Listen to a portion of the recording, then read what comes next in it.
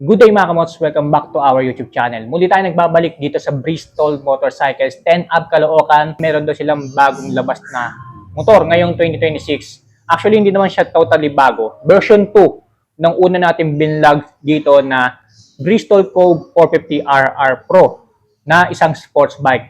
So, nandito na yan sa harapan natin mga kamots. So, this one is a version 2. Newly fresh 2026 version nitong Cove 450RR Pro. So, alamin natin kung ano-ano yung mga nabago, may dinagdag bang specs, features dito sa sports bike nila ito. Yan ang alamin natin for today's video. Kaya huwag na natin patagalin pa yan, simulan na natin.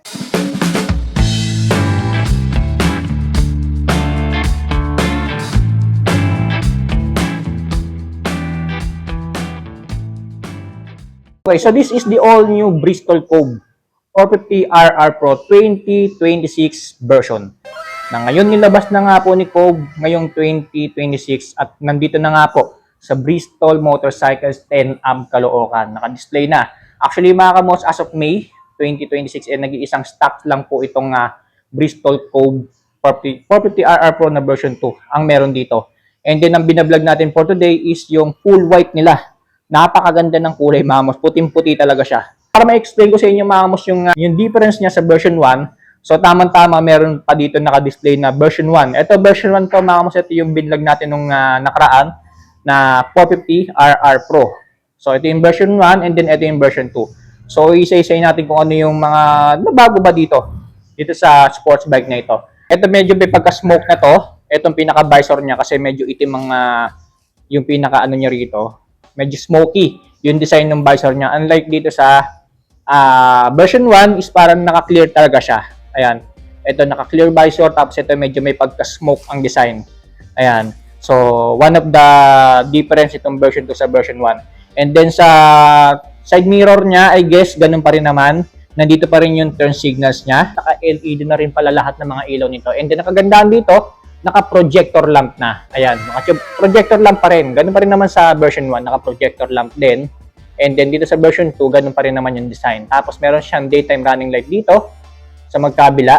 Ayan. So, sayang nga lang hindi pa naka-activate itong version 2 ng Cove 450RR Pro. Sa mukha naman niya, wala naman nagbago. Ito yung version 2. And then, ito yung version 1. Ayan. So, meron pa rin siyang butas dito, no? Ayan.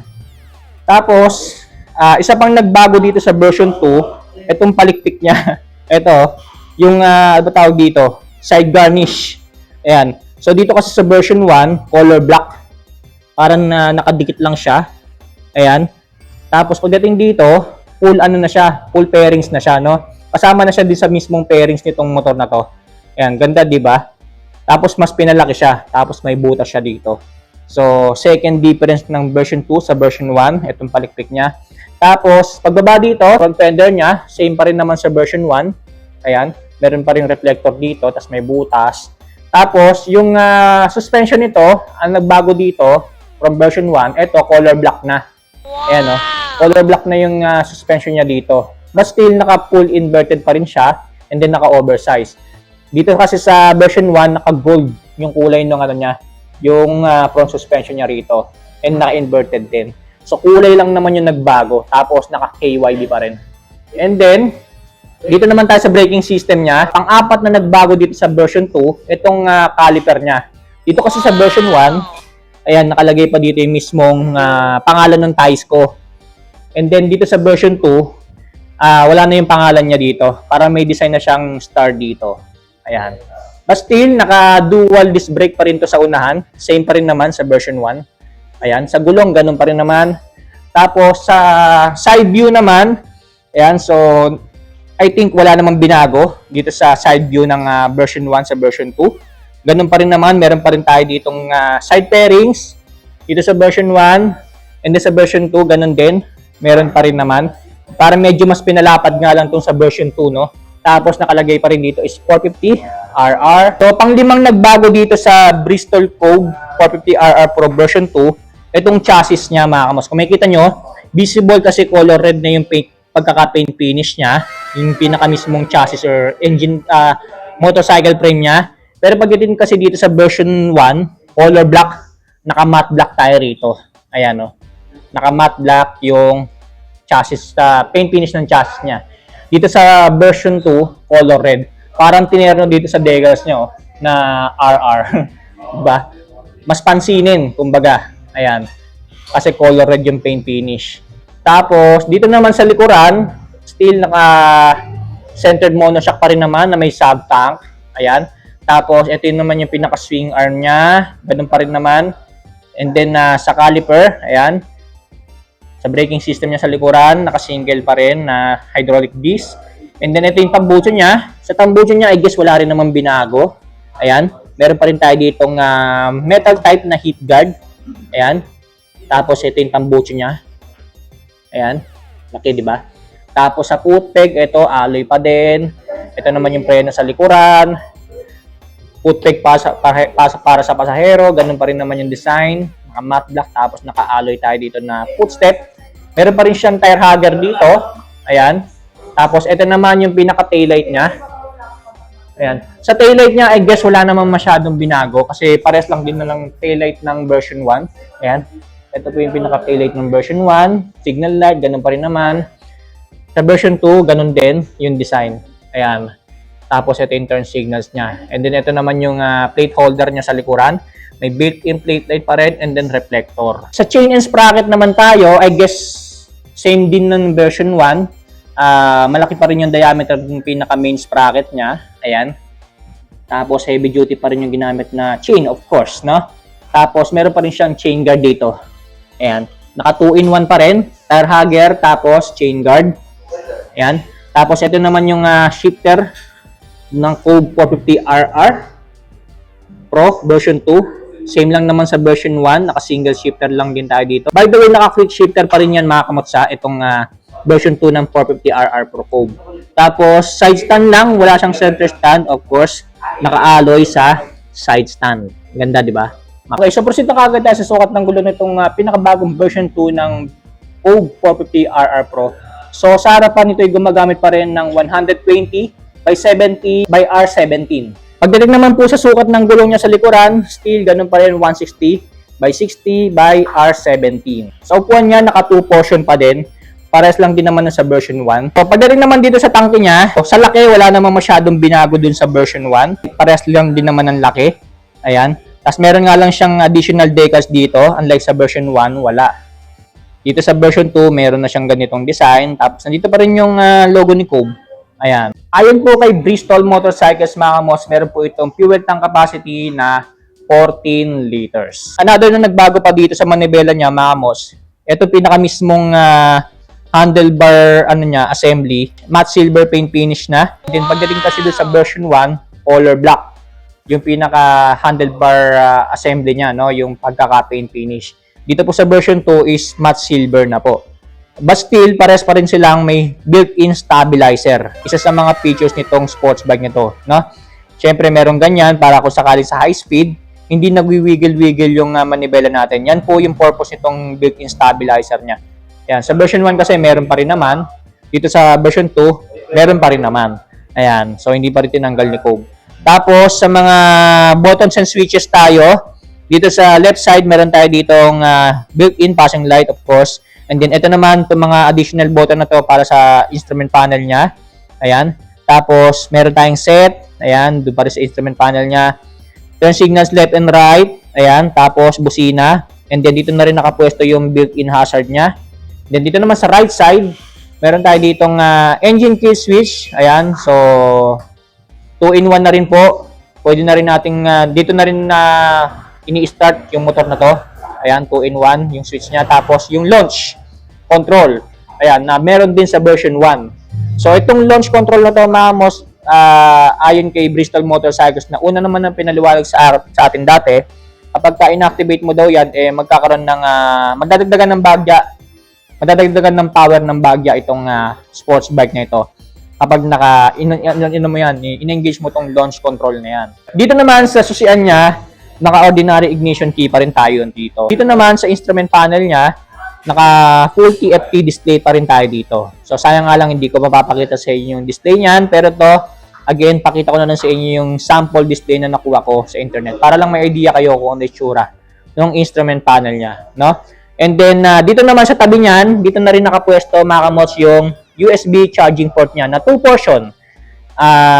USB ready and then Type-C ready na rin. Sabihin, dalawang cellphone na kagad yung ma-charge natin dyan. Kung Type-C ready yung cellphone mo, yung charger niya, ayan, so dito kayo sa Type-C. Kung USB ready naman, dito sa USB ready. Ayan, so 2 portion. No? Dalawang cellphone na kagad yung ma-charge natin dito. Napakaganda, di ba? Okay, so yan po yung looks and appearance mga kamos itong pinakabagong Bristol Cove 450RR Pro version 2. Of course, alamin pa rin natin ng mga engine specs at features pa na tinataglay nitong bagong version na ito ng 450RR Pro mula po kay Bristol Cove Motorcycles. This all-new 2026 version of Bristol Cove 450RR Pro has a 443cc engine displacement, 4-stroke naka-inline 4-cylinder dual overhead cam na naka 16 valves. Nagtataglay pa rin po ito ng maximum power na 85 HP at 13,250 RPM habang kanyang max torque po ay 38 Nm at 11,000 RPM. Naayon po kay Bristol Motorcycles ay kaya pa rin pong tumakbo sa napakabilis na 220 km per hour. Na bagay nga po sa design nitong racing sports bike. Sa kanya pong fuel system, ito po ay naka Bosch FI pa rin habang kanyang cooling system po ito ay naka liquid cooled. Sa kanya pong starting system, naka-electric push starter, habang sa kanyang ignition system naman po, naka-ordinary key ignition pa rin tayo rito. Sa kanyang driving system, of course, naka-chain and sprockets. At ang kanya naman transmission system po, ito po ay naka 6-speed na naka-full manual clutch. For the suspension, equipped po ito ng oversized inverted fork, habang naka-centered monoshock with sub-tank naman po ito pagdating sa likuran. Sa kanya pong braking system, sa harapan, equipped po ito ng dual hydraulic disc, naka-single hydraulic disc naman po ito pagdating sa likuran. Naayon po kay Bristol Motorcycles ay equip pa rin po ng dual channel ABS at traction control system. Of course, naka-equip pa rin po ito ng assist sleeper clutch para sa smooth transition ng mga gear natin dito. Meron pa rin po itong nakakabit na built-in stabilizer na perfect nga po lalong-lalo na kapag nasa high speed na tayo para po sa mas stable position ng manibela nito. At pwede na rin po nating i-connecta ang cellphone natin dito via Bluetooth. Meron na rin po itong built-in navigation system. And lastly, meron na rin po itong built-in charging port na naka USB at Type-C ready na rin. At dito nga po sa bagong version ng Bristol Cove 450RR Pro ay meron pa rin po itong tinatawag na launch control system. Naayon nga po kay Bristol Motorcycles, kapag ito daw po ay in-engage mo ay bahagyang madadagdagan ng power ng sports bike na ito. Kumbaga sa kotse, ito pong launch control ang nagsisilbing nitro ng motorsiklong ito. Para naman po sa kanyang dimensions, meron po itong overall length na 2,015mm, overall width na 740mm at overall height na 1,090mm. Habang meron naman po itong seat height na 785mm at ground clearance na 118mm. At ang kabuuan bigat naman po nitong sports bike na ito mula po kay Bristol Cove ay 165kg. At yan ang engine specs at iba pang features nitong pinakabagong Bristol Cove 450RR Pro version 2. Kaya naman alamin na natin ang cash price at installment price nito dito sa Bristol Motorcycles 10 of Caloocan as of May 2026. Alright, so proceed tayo sa cash price at installment price po nitong pinakabagong version ng Bristol Cove 450RR Pro 2026. So magkano po ba ito dito sa Bristol Motorcycles 10 of Caloocan as of May 2026? So para po sa cash price niya mga mods, anong SRP po nito ay nagkakahalaga ng 418,000 pesos. Pero kapag kinuha niya siya on the spot cash basis dito sa Bristol Motorcycles 10 of Caloocan, so makukuha nyo na lamang po ito ng 388,000 pesos. Kasama na dyan yung LTO registration at insurance. Pwede nyo rin itong kunin as installment kung gusto nyo kumuha nitong sports bike nito as installment dito sa Bristol Motorcycles 10 of Caloocan. So ang pinaka-total down payment po natin dito is 152,224 pesos. All in na rin yan, kasama na dyan yung LTO registration at insurance. And then para naman sa monthly amortization natin dito, sa 12 months po, 29,458 pesos. Sa 18 months or isa't kalahating taon, 21,539 pesos po. 24 months or 2 taon, 17,580 pesos po. And then 36 months or 3 years, 13,620 pesos po ang ating monthly amortization dito sa pinakabagong version ng Bristol Cove 450RR Pro. Ayan po. So, yan po yung cash price at installment price po itong bagong sports bike, bagong version ng sports bike na ito mula po kay Bristol Cove. So, mag-message na lang po kayo kay Bristol Motorcycles 10 of Caloocan para makapag-reserve kayo ng unit. Kasi as of May 2026, nag-iisang unit pa lamang po ito. Kaya nga, baka sakali maubusan kayo, at least makapag-message kayo, makapag-reserve kayo ng another unit ng version 2 nitong Bristol Cove 450RR Pro. Ito po yung Facebook page nila para makapag-PM kayo dyan sa kanila. Ayan, so bago ko tapusin itong vlog na to, gusto ko magpasalamat of course una kay Sir Adrian na nag-assist natin dito sa Bristol Motorcycles Caloocan, and then kay Sir Jay na branch manager nila dito. Maraming salamat po. Ayan, so abangan niyo pa yung mga susunod na motorcycle vlogs natin mga amos, no? Sa ating YouTube channel. Stay safe, ride safe always.